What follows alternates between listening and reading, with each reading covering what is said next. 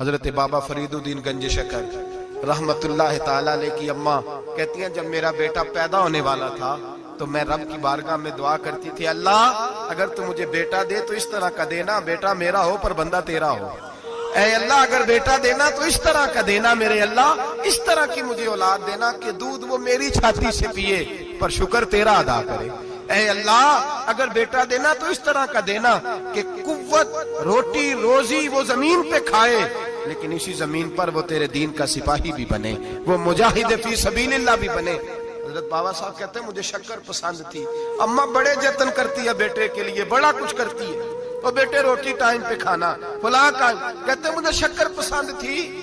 میری اماں سردیوں کے ٹھنڈے موسم میں اٹھ کے میرے لیے پانی بھی گرم کرتی، مصلی بھی بچھاتی اور پھر ایک پڑیا شکر کی بنا کے میرے مصلی کے نیچے بھی رکھتی، کہتی بیٹا نماز پڑھے تو اللہ شکر دیتا ہے۔ آپ فرماتے ہیں میں روز نماز کی 5 نمازوں کے وقت مصلی اٹھاتا تو پڑیا شکر کی ملتی، سکول اور مدرسے کے میں اپنے کلاس فیلوں کو بھی کہتا نماز پڑھو بڑی پیاری شکر ملتی ہے، کہتے ہیں میں روز شکر کھاتا۔ ایک سویرے فجر کی نماز میں اماں نے وضو تو کرایا مصلی بھی بچھایا، پر دیہات کی وہ سادی بیوی جس کا سارا کام بھی خلوص پہ مبنی تھا، جو آکسفورڈ سے پڑھی ہوئی تو نہیں تھی لیکن آداب ممتا اسے سارے آتے تھے، جو کسی یونیورسٹی کی سند یافتہ تو نہیں تھی لیکن بیٹے کے ساتھ کس طرح کا رویہ اختیار کرنا ہے یہ سارا اسے پتا تھا، کہتے ہیں سادی اماں نے سارے کام کیے لیکن شکر رکھنا بھول گئی۔ بابا صاحب کہتے ہیں میں نماز پڑھنے لگا تو ماں نے یہ بھی بتایا تھا کہ نمازی کے آگے سے نہیں گزرتے، نمازی کے آگے نہیں ہوتے۔ اب اماں کہتی ہے میں مجبور ہوں، درس بھی میں نے دیا ہے، بھول گئی ہوں، اب شکر رکھنے جاؤں گی تو پردہ کھل جائے گا۔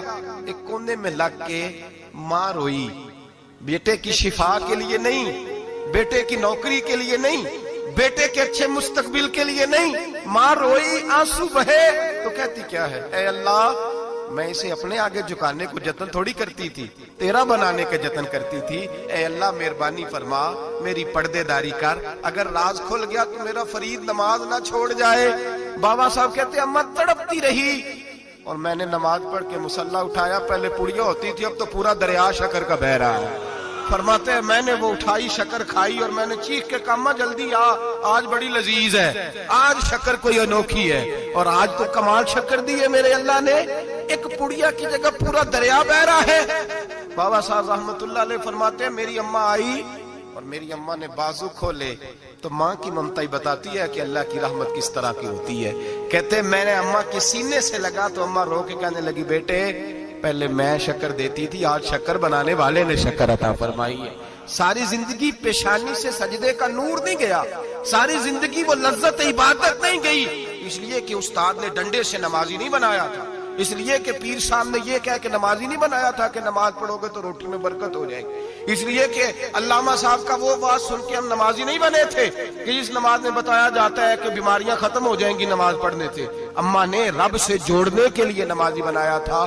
ساری زندگی بابا صاحب کہتے رہے اٹھ فریدا ستیا چاڑو دے مسیت، چل ہن اٹھ فریدا ستیا چاڑو دے مسیت، او تو ستا ہے رب جاگدا تیری ڈاڈے نال پرید۔ ساری زندگی نماز کی ٹریننگ دینا، اپنے بچوں کو اپنے رب سے جوڑنا، اپنے بچوں کو اللہ کے ساتھ ان کا تعلق بنانا، ان کو رب والا بنانا، انہیں رسول پاک کا غلام بنانا، یہ ڈیوٹی ہے ماں باپ کی۔ ایک بہت بڑے محدث ہیں، اتنے بڑے محدث ہیں کہ میرے نبی کریم کی مسجد نبوی میں وہ حدیث کے استاد رہے، حضرت ربیعہ بن عبد الرحمن نبی پاک کی مسجد نبوی میں حدیث کے استاد ہوئے، اور حضرت حسن بصری جو جناب علی کے شاگرد ہیں وہ بھی حضرت ربیعہ کے شاگرد ہوئے، حضرت امام مالک جو 70 سال تک مدینہ اور مکہ میں حدیث پڑھاتے رہے وہ بھی حضرت ربیعہ کے شاگرد ہیں۔ ان کے والد کا نام تھا عبد الرحمن فروغ۔ تاریخ بغداد میں لکھا ہے کہ بنو امیہ کے دور میں تابعین کے زمانے میں جناب عبد الرحمن بن فروغ گھر سے چلے گئے، ایک روایت ہے بچہ چھوٹا تھا، ایک روایت ہے بچہ ابھی ماں کے پیٹ میں تھا، جہاد کرنے چلے گئے۔ اس دور میں یہ جہاد ہوتا تھا کہ ایک علاقہ فتح کیا تو مسلمان اگلے علاقے میں چلے گئے، اگلا فتح کیا تو اگلے علاقے، ایک کے بعد دوسرے لوگ پلٹ کے نہیں آتے تھے۔ حضرت عبد الرحمن گئے 30,000 دینار بیوی کو دے گئے، کہنے لگے سنبھال کے رکھنا، اور جہاد کرنے نکلے تو 27 سال تک گھر ہی نہیں آئے، اور 27 سال کے بعد آئے تو حضرت ربیعہ محدث بن چکے ہیں، مسجد نبوی میں حدیث کے استاد ہیں، بیٹا بہت بڑا شیخ بن گیا ہے۔ واپس آئے ہاتھ میں نیزہ ہے, کالی داڑھی تھی ساری سفید ہو گئی, وجود بڑا تگڑا تھا, کمزوری آ گئی. آئے, نیزہ پکڑا ہوا ہے, گھوڑے پہ بیٹھے ہیں, مدینہ منورہ میں گھر ہے, دروازے پہ دستک دی. حضرت ربیہ نے دروازہ کھولا, اندر داخل ہونے لگے تو کہنے لگے بابا تو کدھر گھستا آ رہا ہے؟ کدھر؟ اس نے کہا تو پیچھے ہٹ, تو میرے مکان پہ کب سے قبضہ کر کے بیٹھا ہے. بات تیز ہونے لگی, آواز تھوڑی بزرگوں کی بلند ہونے لگی تو اندر سے زوجہ نے سن لیا. وہ دروازے کی اوٹ سے دیکھنے لگی تو پہچان گئی. کہنے لگی ربیہ پیچھے ہٹ جا, یہ کوئی غیر نہیں ہے, تیرے والد گرامی ہے, یہ تیرے والد ہیں. اندر آئے, باپ بیٹا ملے, عصر کی نماز کا وقت ہو گیا, بڑا روئے. 27 سال کے بعد باپ لوٹا, 27 سال کے بعد بڑے روئے. نماز کا وقت ہوا تو حضرت ربیہ جلدی سے وضو کیا, مسجد نبوی شریف چلے گئے. جناب عبد الرحمن فروغ نے بھی کھانا وانا کھانا تھا, کھانا کھانے بیٹھے تو حکم دیکھے شوہر کیا کرتا ہے. یہ نہیں پوچھا کہ 27 سال حال کیا رہا. پوچھنے لگے میں تجھے 30,000 دینار دے گیا تھا, وہ کدھر ہے؟ تو زوجہ کہنے لگی کھانا کھا لو, عصر کی نماز پڑھ کے آؤ, پھر بتاتی ہوں پیسے کہاں ہیں. آپ کی رقم بڑی اچھی جگہ پہ محفوظ ہے. کہتے ہیں میں نماز پڑھنے مسجد گیا, عصر کی نماز کے بعد میرے نبی پاک کے منبر پر ایک نوجوان بیٹھا ہے. گھر میں تو ان کا انداز ٹوپی پہننے کا تھا نا, سادے عام لباس میں, مسجد نبی میں جبہ پہنا ہے, سر پہ امامہ ہے, خوبصورت لب و لہجے میں رسول اللہ کے منبر پر بیٹھ کر, نبی پاک کے منبر پر بیٹھ کر. پتہ نہیں آپ کو اس بات کی لذت نصیب ہو رہی ہے کہ نہیں, عام جگہ نہیں, نبی پاک کے حضور کے منبر پر بیٹھ کر نبی پاک کی حدیثیں سنا رہے ہیں. اتنا بڑا مقدر. کہتے حضرت امام مالک جیسے لوگ, خواجہ حسن بصری جیسے لوگ کاغذ قلم لے کے حدیثوں کی سماعت کر رہے ہیں, ان سے درس لے رہے ہیں. جناب عبد الرحمن کہتے ہیں میری نظر اٹھی, کچھ بوڑھا ہو گیا تھا, کچھ اس وقت وہ ٹوپی میں سادے لباس میں تھے, پہچان نہ پایا. ایک شخص سے پوچھا یار ہے تو جوان پر اس کے چہرے کی نورانیت میرے دل کو بھا گئی ہے تو جوان پر اس کا حدیثیں بیان کرنے کا انداز میری طبیعت کو گھائل کر گیا. یہ کون ہے جو نبی پاک کی مسجد میں بیٹھ کے حدیثیں بیان کر رہا ہے؟ تو کہتے ہیں امام مالک کہنے لگے بابا جی چپ کر جاؤ, ہمارے استاد کے بارے میں اونچے لب و لہجے میں بات نہ کرنا, دیکھتے نہیں کتنے کتنے لوگ بیٹھے ہوئے خاموشی سے. تو میں نے کہا مجھے بھی تو بتا دو نا ہے کون. تو کہنے لگے کوئی عبد الرحمن فروغ نام کے بزرگ ہے, یہ ان کے بیٹے ہیں, ربیہ نام ہے. کہتے ہیں جب لفظ کہے تو میرے آنسو چھلک کے باہر آئے اور میں حضور کی مسجد میں گر گیا اور رونے لگا کہ یہاں اور میرے رسول پاک سید عالم صلی اللہ علیہ وسلم کے منبر پر اور میرا بیٹا. کہتے میں تڑپ کے گھر گیا اور گھر جا کے میں نے اپنی بیوی کو جب دیکھا تو میرے آنسو نکل گئے.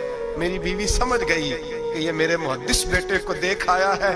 کہتے ہیں بیوی رو کے کہنے لگی میں نے آپ کے 30,000 دینار آپ کے بیٹے کو مصطفیٰ کریم کی حدیث کا استاد بنانے میں خرچ کر دیا. میں نے وہ 30,000 دینار خرچ کر دیے, 30,000 دینار آپ کا بیٹا میں نے. تو کہتے ہیں میں اپنی بیوی کی طرف دیکھنے لگا, میں نے کہا قربان جاؤں, میں اگر اللہ کے دین کے رستے میں تھا تو نے میرے ساتھ نیکی کی ہے, میرا بیٹا بھی دین کے رستے پہ لگا دیا. میرے بھائی اللہ سے جوڑا, اللہ سے جوڑا ان لوگوں. حضرت انس بن مالک حدیث کے راوی, میری طرف دیکھیے گا, حضرت انس بن مالک حدیث کے راوی ہیں, توجہ کرنا.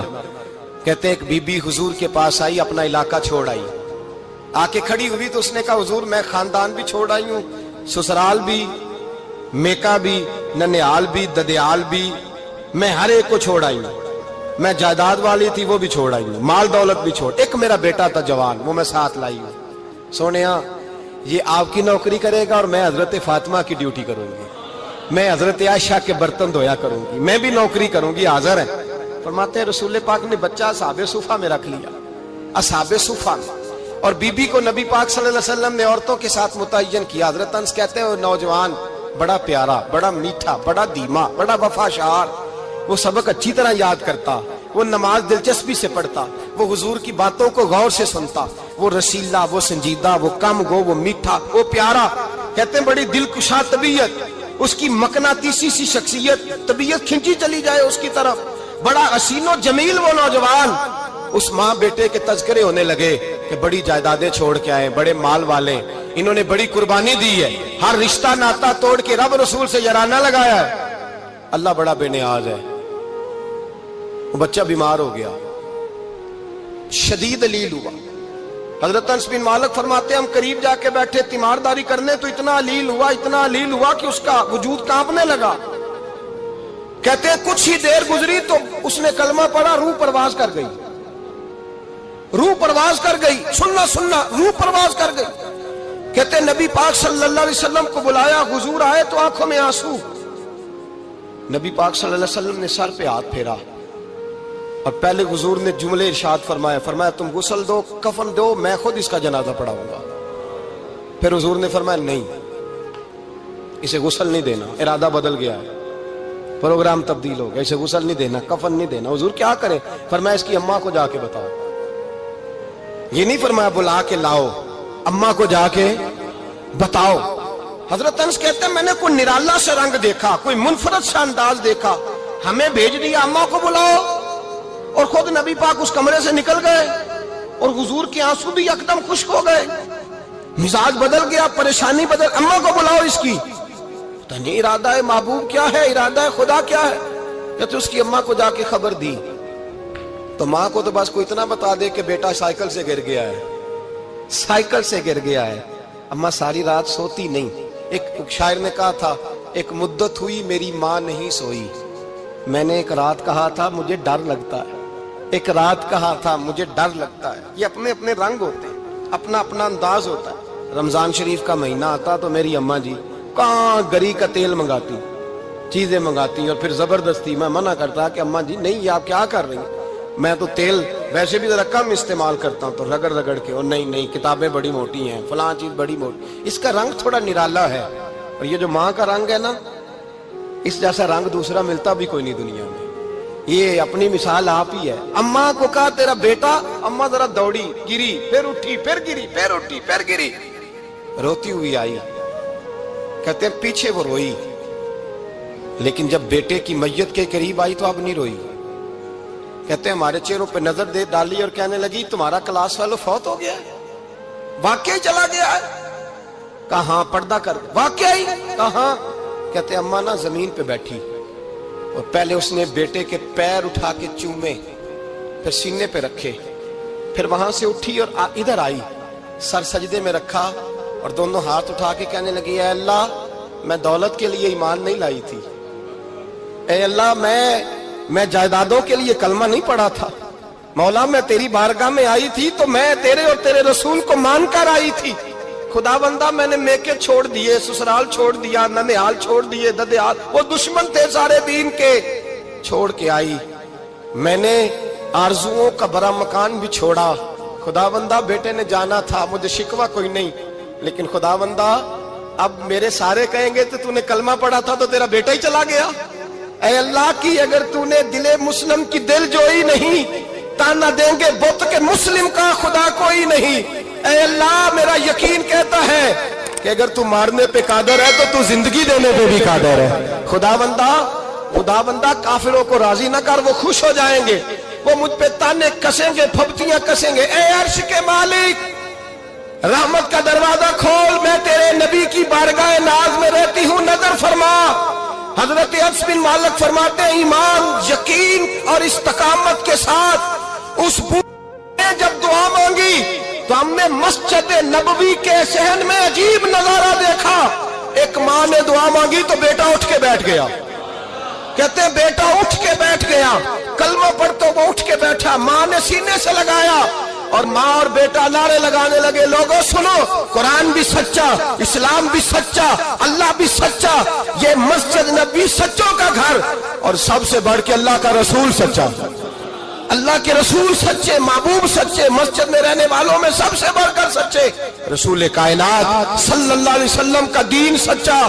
فرماتے ہیں رسول پاک کو خبر دی تو محبوب نے مسکرا کے فرمایا میرے رب کی طاقتیں بڑی زیادہ ہیں، ان اللہ علی کل شیء قدیر، اللہ کی طاقت بڑی ہے. ایمان تھا، یقین، استقامت، بچہ اٹھ کے بیٹھ گیا.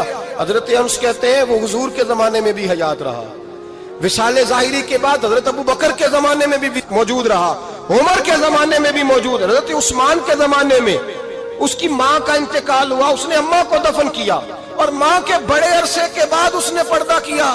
جب ہم اس کی طرف دیکھتے تھے نا، دیکھتے اس کی طرف تھے پر ہمیں اس کی اماں کا ایمان یاد آ جاتا تھا، ہمیں یقین. او بھائی کبھی تو نے رب کریم کی بارگاہ میں سر سجدے میں رکھ کے مانگا ہی نہیں، تو کبھی آیا ہی نہیں، ورنہ اس کے دروازے سے کوئی خالی جا سکتا سوال ہی نہیں پیدا ہوتا، کوئی خالی جائے، کوئی جاتا ہی نہیں، وہ بھیجتا ہی نہیں، اس کا انداز ہی نہیں، اس کا یہ کریمانہ انداز ہی نہیں، وہ بھیجتا ہی نہیں، وہ تو نواز دیتا ہے۔ ایمان، یقین، استقامت اپنائیے، اور یہ اپنی زندگی میں اللہ تبارک و تعالیٰ کے ساتھ جڑیے۔ یہ دنیا داروں کے ساتھ ہم تعلق جوڑ کے رکھتے ہیں، کبھی SMS، کبھی ٹیلی فون، کبھی عید پہ مبارکباد، کبھی فلاں جگہ، دنیا داروں سے جوڑ کے رہتے ہو، خدا سے جوڑ کے رہو۔ کبھی فجر میں جڑ جاؤ، کبھی زور میں جڑ جاؤ، کبھی تلاوت میں جڑ جاؤ، کبھی درود و سلام کی وجہ سے رب کریم کے ساتھ تعلق بناؤ، کبھی رمضان میں، کبھی ایمان میں، کبھی حج میں، کبھی عمرے میں، کبھی کسی غریب کی مدد میں، کبھی کسی لاچار کی مدد میں، کبھی بے کس کی مدد میں، کبھی مجبور کی مدد۔ جڑ جاؤ اللہ تبارک و تعالیٰ کے ساتھ، مضبوط ایمان، مضبوط قوت پیدا کرو، توانائیاں حاصل کرو، اپنے اندر خوبی پیدا کرو۔ میرے بھائی یاد رکھیں، ایمان مضبوط ہوتا ہے تو اللہ عرش سے مدد نازل فرماتا ہے، اور جب ایمان کمزور ہوتا ہے تو جو مدد پاس ہوتی ہے وہ بھی چھن جاتی ہے۔ کہ میرے نبی پاک علیہ السلام نے تربیت کی تھی نا حضرت فاطمہ کی، فرمایا بیٹے تیرا خامد اسی طرح ہے کہ جس طرح تیرے لیے مجازی خدا ہوتا ہے، اگر میں کسی کو سجدے کا حکم دیتا تو عورت کو کہتا خامد کو سجدہ کرے۔ دیکھنا، اور میرے نبی پاک کے لفظ ہیں حدیث ترمذی میں، فرمایا جو بی بی اس حال میں مر گئی کہ اس کا خامد اس سے راضی تھا، فرمایا اللہ اس کے لیے جنت کے سارے دروازے کھول دے گا۔ تربیت کی تھی نا، تربیت تو خود میرے نبی پاک شادی کے بعد حضرت فاطمہ کو لینے گئے، کہا فاطمہ چلا لینے آیا ہوں، تربیت خود کی تھی۔ تو بی بی صاحبہ کہنے لگی حضور نبی کا حکم ہے کہ باپ کا؟ نبی کا حکم نام ماننا کفر ہے، نبی کا حکم کہ باپ کا، حضور نے فرمایا باپ کا۔ کہنے لگی محبوبہ بیٹھ جائیں، جب تک علی نہیں آئیں گے میں کوئی نہیں جاؤں گی۔ آپ کی تربیت کا نتیجہ ہے، میں کیسے چلی جاؤں جب تک شیر خدا نہیں آتے۔ کچی زمین پر یوں اللہ کے رسول طامت سمیٹ کے بیٹھ گئے، دیر کے بعد حضرت علی آئے، ماتھے پہ شکن نہیں، ایک دفعہ نہیں حضور نے کہا کہ میرے گھر میں پلا ہے۔ جناب علی تو کچھ سالوں کے تھے جب حضور کے در اقدس پہ آ گئے، یہ نہیں اللہ کے رسول نے فرمایا کہ میرے گھر میں پلا ہے، میرا غلام ہے، ساری زندگی میرا دستر نگر رہا ہے، کیسے بول سکتا ہے، کوئی لفظ نہیں کہے۔ فرمایا تو ٹھیک کہتی ہے، شیر خدا آئے تو میرے کریم رسول نے فرمایا علی اگر تو اجازت دے تو میں فاطمہ کو لے جاؤں۔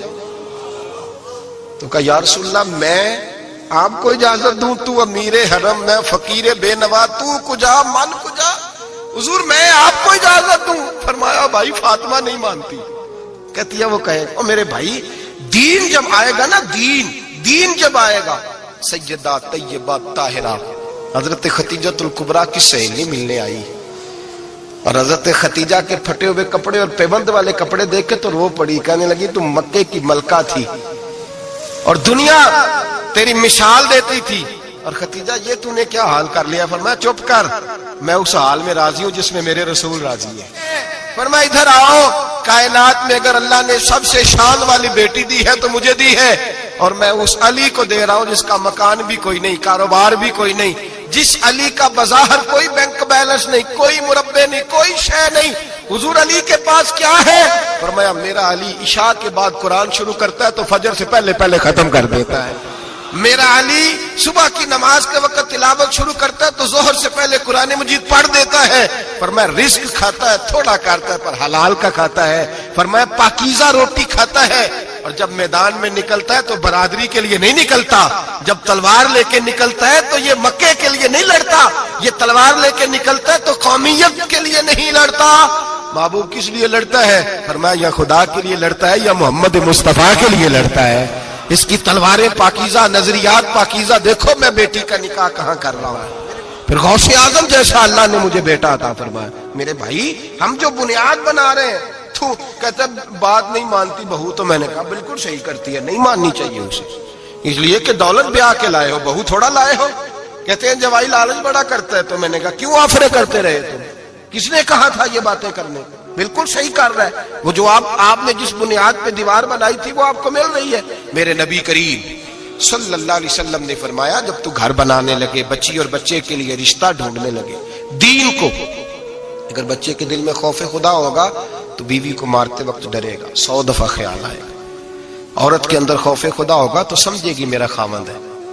اگر وہ نماز سے، قرآن سے، نبی پاک صلی اللہ علیہ وسلم سے وابستہ ہوں گے میاں بیوی تو ان کے اندر ضرور کچھ نہ کچھ تصورات آئے.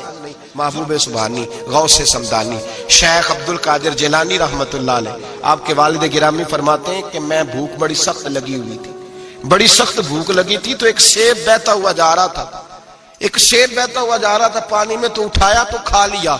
دل میں خیال آؤ ہو پتہ نہیں کس کا تھا. اب جدھر سے پانی آ رہا تھا ادھر چل نکلا. ایک درخت ہے، باغ ہے، اس باغ کے بہت سارے درخت جھکے ہوئے ہیں، اس دریا کی جانب پتہ کیا کس کا ہے، سمجھ آئی کہ انہی کے باغ سے وہ سیب جو ہے بہ کے گیا ہوگا. کہتے ہیں مالک کے پاس گیا، میں نے جا کے کہا بزرگوں، بڑے نیک آدمی تھے، ان سے میں نے کہا بزرگوں، غوث اعظم کے والد کہتے ہیں، میں نے کہا بزرگوں ایک سیب کھا لیا ہے. تو پریشان ہوں کہ وہ میرے لیے جائز نہیں تھا، بڑی کہہ کرنے کی کوشش کرتا ہوں نکلتا نہیں، مہربانی ہو جائے. انہوں نے کہا میں نہیں معاف کرتا، میرا سیب کیوں کھایا، حالانکہ جاتی ہوئی شاید ایسے ہی جائز ہے، کیوں تو نے کھایا، میں نہیں معاف کرتا. تو کو بابا جی قیمت لے لو، بخش دو. بابا جی کہنے لگے چل کچھ دن رہ، میرے کھیتوں کو پانی لگا. سید زادے، چڑھتی جوانی، خوبصورت ماتھا، خوبصورت چہرہ، نور دور دور سے چھلک کے پڑے، سادات کے گھرانے کا سجا ہوا نوجوان، کئی پکڑ کے کدال پکڑ کے بابا جی کے کھیتوں کو باغ کو پانی لگاتے. کچھ مہینے رہے تو بابا جی سے کہنے لگے بابا معافی، کہنے لگے نہیں مل سکتی. کہ کس طرح ملے گی، کہنے لگے ایک بیٹی ہے میری، آنکھوں سے اندھی ہے، کانوں سے بہری ہے، زبان سے گونگی ہے، ٹانگیں بھی کوئی نہیں دونوں، بس سانسیں چلتی ہیں، تو شادی کرے تو معاف کر دیتا ہوں. حضرت غوث پاک کے والد گرامی کہنے لگے مجھے قبول ہے، میرے اندر جو رزق چلا گیا اس کو پاک کرنا ہے، کہیں وجود جہنم کہیں دھنا بن جائے، میری تو نورانیت چلی جائے گی ساری اگر میں اس طرح کا. مجھے قبول ہے. نکاح ہو گیا. کہتے ہیں جب حجلہ عروسی میں داخل ہوا، رات کمرے میں گیا تو میں نے آنکھوں سے دیکھنے والی، کانوں سے سننے والی اور حور سے ملتی جلتی ایک خوبصورت عورت بیٹھی دیکھی. میں پلٹ کے باہر نکلا دوڑ کے، میں نے کہا بابا میرے والی نہیں، وہ تو اندھی تھی، وہ اندھی تھی، وہ بہری تھی، گونگی تھی، یہ کون ہے؟ حضور غوث اعظم رضی اللہ تعالیٰ عنہ کے نانا جی کہنے لگے بیٹے اندھی اس لیے کہا تھا کہ جب سے پیدا ہوئی ہے اس نے غیر محرم کا چہرہ نہیں دیکھا. گونگی اس لیے اس کو کہا ہے کہ اس کی زبان پہ نہ غیبت آئی نہ چغلی آئی. میں پیار کرنے والا باپ ہوں پر اس نے کبھی مطالبہ میرے ساتھ بھی کوئی نہیں کیا. اس کی زبان پہ یا خدا کا ذکر رہتا ہے یا محمد عربی کا درود رہتا ہے، اس کے علاوہ بولتی نہیں، یہ لہذا گونگی ہے. اور فرمایا کوئی غیبت کرنے لگے، چغلی کرنے لگے، جھوٹ بولنے لگے تو اٹھ کے چلی جاتی ہے، سنتی نہیں، لہذا بہری بھی ہے. اور چونکہ کبھی گھر سے باہر پیر ہی نہیں رکھا لہذا لنگڑی بھی ہے. حضرت جناب سیدنا غوث اعظم کے والد گرامی فرماتے ہیں میں نے ایسی عورت کے ساتھ نکاح کر لیا اللہ کی رضا کے لیے تو پھر رب نے مجھے عبد القادر جیلانی جیسا بیٹا عطا فرمایا. اللہ کرے ایسے لوگ بھی ملے جو کہے پہلے پوچھ لینا بچہ نمازی ہے کہ نہیں. اللہ کرے کہ رشتے ڈھونڈتے وقت یہ کوئی پوچھنے لگ جائے. اللہ کرے کہ کوئی پوچھنے لگ جائے کہ بچی پردہ دار ہے کہ نہیں. اللہ کرے کوئی پوچھنے لگ جائے کہ بچہ قرآن شریف کے ساتھ دلچسپی رکھتا ہے کہ نہیں، اسے حضور کی نعتیں اچھی لگتی ہیں کہ نہیں، وہ نبی پاک کے نام کا نعرہ لگانا جانتا ہے کہ نہیں، کبھی اس کی آنکھوں میں مصطفیٰ کے لیے کوئی آنسو آیا ہے کہ نہیں، کبھی وہ تڑپا ہے کہ نہیں، کبھی وہ رویا ہے کہ نہیں، کبھی اسے محبوب پاک علیہ السلام کی غلامی پہ ناز ہوا ہے کہ نہیں، کبھی ایسا ہوا ہے کہ وہ سر پہ پگڑی باندھ کے چہرے پہ داڑھی سجا کے سفید رنگ کا جوڑا پہن کے شیشے کے آگے کھڑے ہو کے کہتا ہو آج میں بڑا حسین لگ رہا ہوں اس لیے کہ میں اپنے محمد عربی کے لباس پہ لپٹا ہوا ہوں، اپنے رسول کا میں نے انداز اپنایا ہے. اللہ کرے ایسے بھی ہونے لگے. میں نے کہا کہ مجبوری اور بے وفائی میں فرق ہوتا ہے. ہم بہت ساری مجبوریوں کو بے وفائیوں کا نام دینے لگ جاتے ہیں اور یہ فرق ہمارے صوفیہ بڑی وضاحت سے اس فرق کو بیان کرتے ہیں. امام شافعی رحمت اللہ تعالی علیہ کے شاگرد ہیں امام احمد بن حنبل، اور امام احمد بن حنبل وہ عظیم ہستی ہیں. اللہ کے بندے کہتے ہیں جس بندے نے امام احمد بن حنبل سے پیار کیا وہ سمجھ لے اس نے رسول اللہ کی سنت سے پیار کیا. کیا بات تھی اس شخص کی. امام احمد بن حنبل ایک بڑی پروقار لیکن امام شافعی کے شاگرد تھے. امام احمد بن حنبل کی ایک ہی بیٹی تھی. وہ کہتی ہے میں نے اپنے ابا جی کو دو ہی کام کرتے دیکھا، سارا دن رسول اللہ کا دین پڑھاتے اور ساری رات مصلی پہ بیٹھ کے اللہ کی یاد میں اور نبی پاک کے درود و سلام میں مشغول رہتے. لیکن میں نے اپنے باپ کو ہمیشہ ایک کام کرتے دیکھا، دو مشغلے تھے، سارا دن دین پڑھانا، ساری رات عبادت اور حضور صلی اللہ علیہ وسلم پر درود و سلام میں گزارنا۔ ایک کام میں نے بڑا مستقل دیکھا کہ میرے ابا جی ہمیشہ اپنے استاد امام شافعی کے لیے دعا مانگا کرتے تھے۔ کوئی بھی نیک عمل کرتے تو ہاتھ اٹھاتے تو پہلے امام شافعی کے لیے دعا مانگتے۔ اور بچی چھوٹی سی تھی، ابھی اس کی عمر اتنی نہیں تھی کہ بالغ ہو سکے، تو وہ کہتی ہے میں اکثر سوچا کرتی تھی کہ آخر وہ کتنا بڑا شخص ہے کہ جس کے لیے میرا والد، میں بیٹی ہوں، میرے لیے دعا بعد میں مانگتا ہے، اور ان کے لیے پہلے وہ کتنا بڑا شخص ہے۔ امام احمد بن حنبل رحمۃ اللہ علیہ بغداد میں رہتے تھے، امام شافعی قاہرہ میں رہتے تھے، اور مہینوں کا سفر تھا، ممکن ہی نہیں تھا آنا جانا، ممکن ہی نہیں تھا۔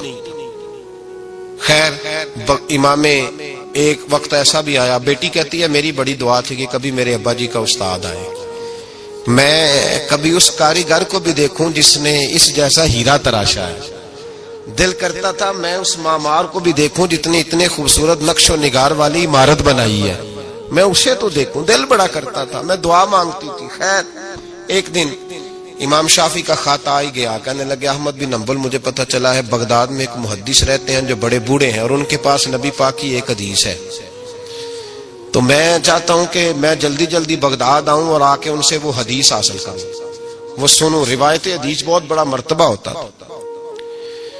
خط آ گیا تو امام احمد بن حنبل تو گویا بات ہی اور طرح کی ہو گئی نا، وہ تو مسئلہ ہی اور طرح کا ہو گیا نا، میں کو جیتے میرا دل بر سونا تے میں کیوں کر اس نو بھاواں، ویڑے میرے وڑدا ناہی کئی لاکھ وسیلے پاواں۔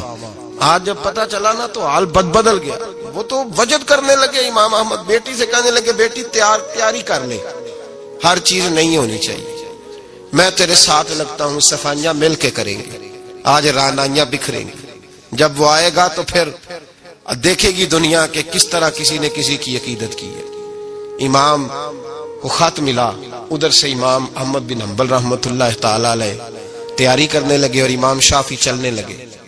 جب چلے تو مہینوں کا سفر طے کر کے پہنچے۔ بچی کہتی ہے میرے دل کے اندر بہت بڑا زاویہ تھا، بہت بڑا، وہ بہت بڑے ہوں گے، کیا بات ہو۔ جب وہ تشریف لائے تو کہتی ہے میرے ابا جی جو تھے امام احمد بن حنبل رحمۃ اللہ علیہ، وہ ایک چپاتی پوری نہیں کھایا کرتے تھے، آدھی روٹی ایک وقت میں ہوتی تھی اور زیادہ تر روزہ ہوتا تھا۔ فرماتی ہیں جب ان کے استاد آئے نا تو میں نے 8 روٹیاں پکا کے رکھی احتیاطاً، لیکن استاد صاحب ساری کھا گئے۔ میرا خیال تھا کہ وہ اگر آدھی کھاتے ہیں تو وہ آدھی سے آدھی کھاتے ہوں گے، وہ ساری روٹی کھا گئے۔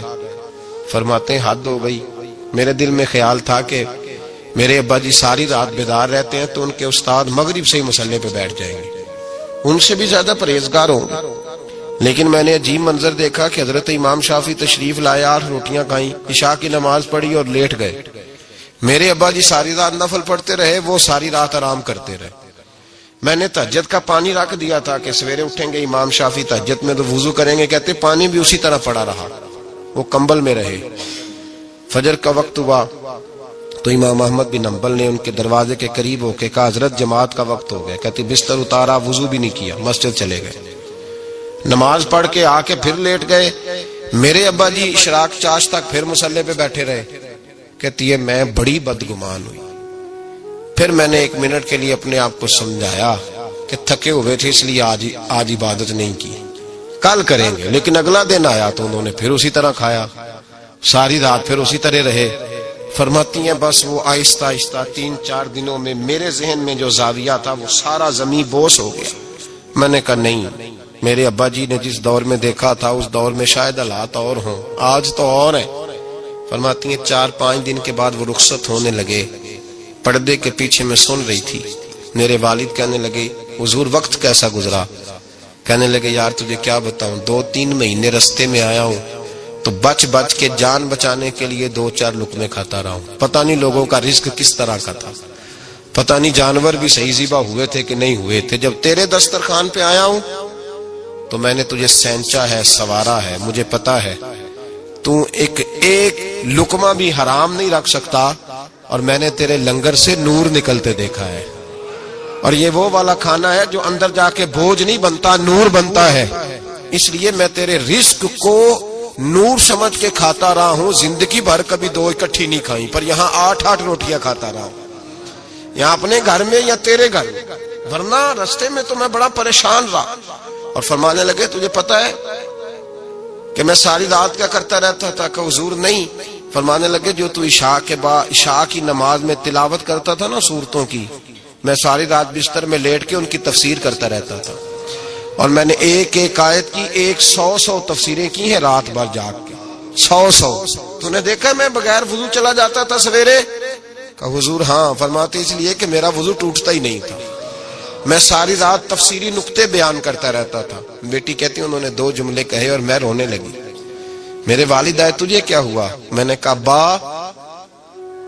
ابا جی میں کیا سمجھی تھی اور یہاں نکل کے آیا، آپ اگر ساری رات نفل پڑھتے ہو تو اپنی ذات کے لیے، اور امام شافعی ساری رات جاگ کے باتیں یاد کرتے ہیں اور پھر لوگوں کے سینوں میں اتارتے ہیں، صرف اپنے لیے نہیں، یہ تو رسول اللہ کی امت کے لیے زندہ ہے۔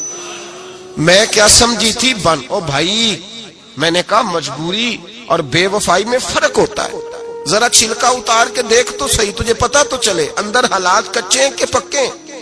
1 منٹ میں لوگ بدگمان ہو جاتے۔ عزیز دوستو، بزرگوں اور بھائیوں، کچھ چیزیں ایسی ہیں جن کا قرآن مجید نے بارہا تذکرہ فرمایا ہے۔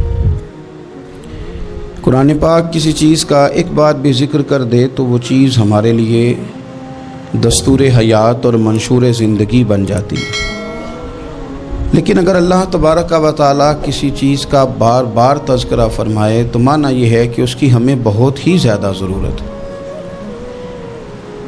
ان چیزوں میں سے ایک چیز صبر ہے۔ قرآن پاک نے 100 سے زیادہ مرتبہ صبر کا تذکرہ فرمایا۔ اتنی بڑی بات کو سمجھیے گا کہ 100 سے زیادہ مرتبہ قرآن پاک نے تذکرہ کیا ہے صبر کا، اور مختلف انداز میں۔ کہیں فرمایا کہ وَبَشِّرِ الصَّابِرِينَ، اے محبوب صبر کرنے والوں کو خوشخبری سنا دیجیے۔ کہیں فرمایا ان اللہ مع الصابرین، بے شک اللہ صبر کرنے والوں کے ساتھ۔ تو مختلف انداز میں مختلف طریقوں سے اللہ تعالیٰ نے صبر کا تذکرہ فرمایا۔ سوسائٹی کے اندر، معاشرے کے اندر اور مسلمانوں کے اخلاقی رویوں کے اندر اگر صبر کو داخل کر لیا جائے تو ہم محسوس کریں گے کہ ہماری زندگی نہ صرف یہ کہ آسان ہو گئی ہے بلکہ محبتوں والی ہو گئی ہے، چاہتوں والی ہو گئی ہے۔ ہمارے رشتے ایک دوسرے سے ٹوٹ نہیں رہے بلکہ بننا شروع ہو گئے۔ تھوڑا سا صبر بہت ساری چیزوں کو ٹوٹنے سے بچا لیتا ہے۔ قرآن مجید کی جو آیت کریمہ میں نے تلاوت کی، یہ سورہ آل عمران کی آخری آیت ہے۔ اللہ تعالیٰ نے فرمایا یا ایھا الذین آمنوا اصبروا وصابروا، اے ایمان والو صبر کرو صابر بنو۔ اے ایمان والو صبر کرو اور صابر بنو۔ کیا مطلب؟ پہلے صبر کا مطلب یہ ہے کہ اگر تمہیں کوئی ذاتی تکلیف پہنچے تو اس پر صبر کرو۔ وصابروا، اس کا معنی یہ ہے کہ اگر دشمن کے مقابلے میں کسی اور کی طرف سے کوئی تکلیف آئے تو اس پر بھی صبر کرو۔ پھر فرمایا ورابطوا، اور ہمیشہ کمر بستہ رہو، اسلامی سرحدوں کے پہرے دار رہو۔ واتقوا اللہ، اللہ سے ڈرتے رہو۔ لعلکم تفلحون، اس امید پر کہ اللہ تمہیں کامیابی عطا فرما دے، تم فلاح پا جاؤ۔ یا ایھا الذین آمنوا اصبروا وصابروا، اے ایمان والو صبر کرو اور صابر بنو۔ صبر کرو، صابر رہو، یعنی جو ذاتی تکلیف آئے اس پر بھی صبر کرو۔ اور مصابرہ کا معنی سامنے سے آنے والی تکلیف، اگر بیماری آ گئی، کوئی پریشانی آ گئی، کہیں کوئی اپنا دنیا سے چلا گیا تو یہ ذاتی تکلیف ہے، اس پر بھی صبر کرنا۔ اور اگر اپنوں نے، بیگانوں نے کوئی تکلیف پہنچا دی، کوئی اذیت دے دی، وہ اذیت کئی صورتوں میں ہو سکتی ہے۔ تانا بھی ایک اذیت ہے، طنز بھی ایک اذیت ہے، کسی شخص کے بارے میں غلط کلمہ کہنا بھی ایک اذیت ہے، اور مقابلے میں کھڑے ہو جانا، لڑائی کرنا، یہ بھی ایک اذیت ہے۔ اس پر بھی صبر کرو، ورابطو، اور اس طرح کرو کہ کمر بستہ رہو، جد و جہد کرتے رہو، واتقوا اللہ، اللہ سے ڈرو، لعلکم تفلحون، تاکہ تم کامیاب ہو جاؤ۔ صبر جب آپ کرتے ہیں نا اور صبر کا ارادہ کرتے ہیں تو اللہ تعالیٰ صبر کی توفیق بھی عطا فرماتا ہے۔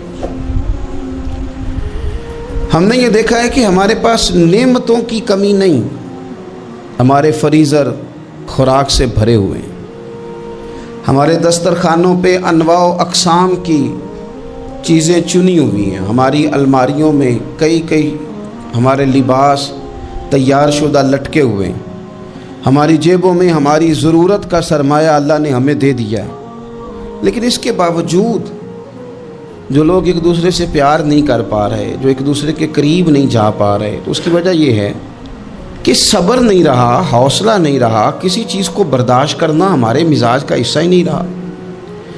اور پھر چونکہ امت مسلمہ نے انقلاب برپا کرنا تھا، دنیا کو پیغام حق دینا تھا، اگر ان کے اندر حوصلہ ہی نہیں ہوگا، اگر انہیں صبر ہی نہیں کرنا آئے گا، استقامت ہی نہیں ہوگی، کہیں رکنا ہی نہیں آئے گا، تو یہ میدانوں کو سر کیسے کریں گے، کامیابیاں کیسے ان کا مقدر بنے گی۔ رمضان المبارک میں بھی ماحول یہ ہو کہ افطاری سے 1 گھنٹہ پہلے نظر پوری ٹک جائے گھڑی پہ، اور تھوڑا سا بھی صبر مشکل ہو۔ اور رمضان المبارک میں سحری کے وقت میں اگر دہی والی دکان پہ بھی جھگڑا ہی ہو رہا ہو، اور شام کو سامان خریدنے میں بھی اگر بحث ہی ہو رہی ہو، تکرار ہو، جھگڑا ہو، تو پھر سیکھا کیا؟ پھر وہ جو ہمیں تربیت دی جا رہی تھی کہ ہم نے صبر کرنا ہے، تو پھر ہم نے اس میں حاصل کیا کیا؟ حدیث پاک سنیں گے، آپ کی طبیعت بڑی ٹھنڈی ہوگی۔ میرے نبی پاک صلی اللہ تعالیٰ علیہ وسلم ارشاد فرماتے ہیں کہ جو بندہ سوال سے بچنا چاہے گا، ارادہ کرے گا اللہ میں نے کسی سے نہیں مانگنا، فرمایا جو سوال سے بچنا چاہے گا رب اسے سوال سے بچا لے گا۔ اور جو لوگوں سے بے نیاز ہونا چاہے گا، کہے گا یا اللہ مجھے دنیا داروں کا محتاج نہ بنا، اپنی بارگاہ سے عطا فرما۔ جو لوگوں سے بے نیاز ہونا چاہے گا اللہ لوگوں سے بے نیاز کر دے گا۔ اور فرمایا جو صبر کا ارادہ کرے گا اللہ اسے صبر کی توفیق بھی عطا فرما دے گا۔ ارادہ تو کرے، پروگرام تو بنائے، توفیق تو اللہ دے گا۔ جو صبر کا ارادہ کرے گا اللہ صبر کی توفیق بھی عطا کر دے گا۔ اور حضور صلی اللہ تعالیٰ علیہ وسلم فرمانے لگے، یاد رکھو کسی بندے کو جو بہترین تحفہ دیا گیا ہے نا، اگر کسی کو کوئی بہترین عطیہ ملا ہے تو پھر اللہ تعالیٰ نے اسے صبر عطا فرمایا ہے۔ یہ بہترین تحفہ ہے، اس سے زندگی سنور جاتی ہے، اس سے انسان باوقار اور مطمئن ہو جاتا ہے، اس سے اس کے شب و روز آسانی سے بیتتے ہیں، وہ دنیا کی پک ڈنڈیوں سے آسانی سے گزر کے اللہ کی بارگاہ ہے عالی مرتبت میں سرخرو ہو کر حاضر ہو جاتا ہے۔ لیکن اگر بے حوصلہ ہو، صبر نہ ہو، پھر نقصان روز بروز بڑھتا ہے۔ اور پھر میرے رسول پاک صلی اللہ تعالیٰ علیہ وسلم ارشاد فرماتے ہیں کہ اصل بات یہ ہے کہ اللہ تعالیٰ نہ کسی بندے کا درجہ بلند کرنے کا ارادہ فرماتا ہے، لیکن اس کے اعمال اس طرح کے نہیں ہوتے کہ اس کا درجہ بلند کیا جائے۔ اب رب کیا کرتا ہے، اللہ تعالیٰ اس کو مال کی، جان کی، اولاد کی کسی مشکل میں ڈال دیتا ہے، اس مصیبت پر وہ بندہ صبر کرتا ہے تو اللہ تعالیٰ اس کا درجہ بلند فرما دیتا ہے۔ اعمال اس قابل نہیں تھے کہ درجات بلند ہوں، وہ اعمال کی بنیاد پر نہیں کر سکتا تھا تو اللہ نے کسی مشکل میں ڈال کے نا اپنے فضل سے درجہ بلند کر دیا۔ اب جو راہ طریقت کا مسافر تھا، جو سلوک کی منازل طے کر رہا تھا، جو اللہ رسول کے قریب جانے چاہ رہا تھا، اس کے لیے کتنی آسانی ہو گئی کہ مجاہدہ تو زیادہ نہ کر سکا، کثرت سے نفلی صوم و صلات کا بندوبست تو نہ کر سکا، تھوڑا سا صبر کیا، رب نے اپنا اور اپنے محبوب کا قرب عطا فرما دیا۔ تو یہ تو آپ صبر کرنے کے لیے جب نکلے ہیں تو آپ نے تو رب رسول کو پا لیا۔ یہ صبر تو وہ والا سفر ہے جس کی جو منزل ہے وہ اللہ رسول کا قرب ہے۔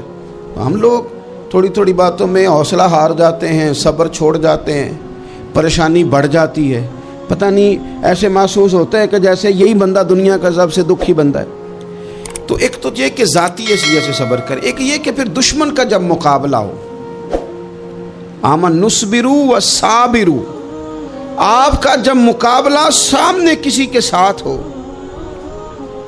تو پھر تیر، تلواریں، اسلحہ، بندوقیں یہ نہیں زیادہ لڑتی، میدانوں میں حوصلے لڑتے ہیں، میدانوں میں صبر لڑتا ہے، میدانوں کے اندر توانائیاں لڑتی ہیں۔ میدان کربلا کے اندر کوئی مقابلہ نہیں تھا تیر کا تیر کے ساتھ۔ خدا را اپنے آپ کو بے چین نہ کرو، بے قرار نہ کرو، بے سکون نہ کرو، رب کی یاد میں آ جاؤ، درود و سلام میں آ جاؤ، نعت کے حسن میں آؤ، تلاوت کی دنیا میں آؤ، سجدوں کے نور میں آؤ، آؤ کبھی کھول کے دل مسجد کی صفائیاں کریں، آؤ نہ کبھی کوئی بوڑھا، دادی، نانی، دادا ان کے پاس بیٹھ کے پیر دبا کے اللہ کو راضی کرے۔ یہ کیف والی جگہ ہے، یہ سرور والی جگہ۔ اتنی بے چین ہماری زندگی ہے، بے قرار ہے، تڑپتے ہوئے لوگ، لڑتے ہوئے لوگ، ایسے لگتا ہے ابھی ایک دوسرے کا گریبان تھام لیں گے، بے قرار، بے چین۔ کسی کو ملنے گئے ہیں، کو آدھا گھنٹہ بیٹھنا پڑ گیا تو بڑی دقت میں ہے۔ اپنے آپ کو سکون دیں۔ آپ یقین کریں بڑا مزہ آتا ہے، کبھی کسی کا انتظار کرنا پڑے تو 2-4 تسبیح درود شریف پڑھی جاتی ہے، یعنی ذوق بن جاتا ہے کہ چلو اللہ نے موقع دیا ہے، کوئی سرکار کو یاد کر لیں، تنہائی مل گئی۔ ہمارا مزاج جس سختی کا شکار ہے، وہ سختی آہستہ آہستہ ہمیں زیادہ آزمائش میں ڈال دے۔ تو میرے بھائی، زندگی میں اطمینان حسن ہے، اور وہ سب سے زیادہ اللہ کی یاد میں ملتا ہے، وہ سب سے زیادہ رب کریم کے ذکر میں۔ سب سے زیادہ جو چاہتا ہے نا دل ٹھنڈا رہے، زبان میٹھی رہے، وہ مدینے والے محبوب پہ درود و سلام پڑھا کرے، وہ حضور پہ درود و سلام پڑھا کرے، زبان میٹھی رہے گی۔ میرا ذاتی تجربہ ہے کہ جو آدمی اپنے اخلاق سنوارنا چاہے وہ حضور پہ درود شریف پڑھے، جو اپنے اخلاق سنوارنا چاہے، طبیعت کو ٹھنڈا رکھنا چاہے، وہ درود شریف پڑھے، اس کا دل سکون میں آئے گا۔ اللہ تعالیٰ کے حضور دعا ہے مالک کریم ہمیں صحیح معنوں میں شریعت اسلامیہ کی تعلیمات پر عمل کی توفیق عطا فرمائے۔ آخر دعویٰ الحمدللہ رب العالمین۔